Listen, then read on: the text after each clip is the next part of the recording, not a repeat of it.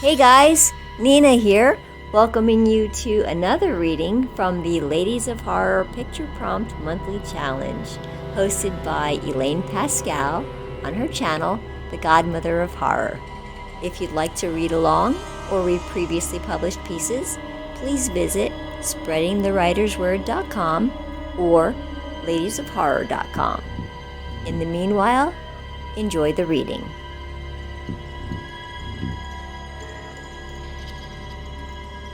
Ancient Blessing by Christina Persaud.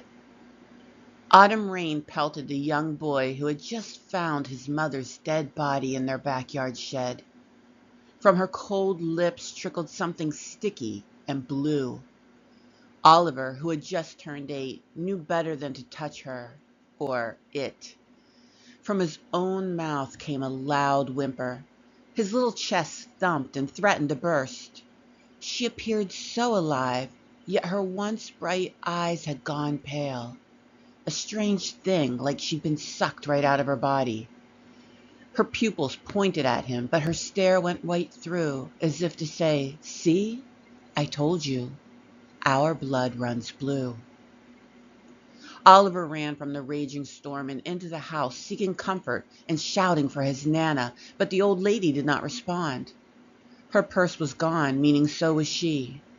Tears spilled from his eyes, making a note on the fridge hard to read, yet he had to try. "Gone to get milk, be back soon." Oliver trembled as he stood in the kitchen, not sure what to do. His body screamed from the inside, and his young mind melted with rushing thoughts of panic and fear. "Mama," he whispered, as if someone could hear him, as if there was still time to save her. "Your mama's dead." Oliver spun toward the voice, one which he did not recognize. Crouching on the kitchen stove was a strange creature. Its body was that of a man, tall and slender, but its head was marred by a long beak with 2 black dots for eyes. It was bald and had no hair or feathers except on its folded wings. No indication of emotion, much less sympathetic feelings towards the child that shuddered in its daunting presence. "No," Oliver said in a weak voice. "She might still be breathing." The thing on the stove opened its beak, and from inside its mouth a worm of a tongue slithered and wiggled about. "You put your face next to hers, didn't you? Did you feel her breath against your cheek?" "No, I thought not. I squeezed her lungs dry myself." Oliver screamed. He ran to his mama, as children in fear or in need of love always do. Behind him, the winged thing gave chase. Oliver could hear it, sounding louder than any bird of this world.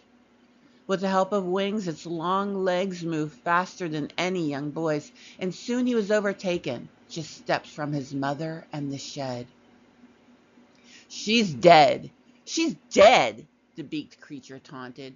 Reaching with its talons, it lifted its head high and was about to strike the child when a woman's silhouette appeared.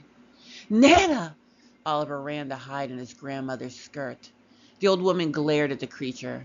She held out a scroll and began to chant in a tongue Oliver had heard before, during the full moon ceremonies, and at his own birth, which he vaguely remembered.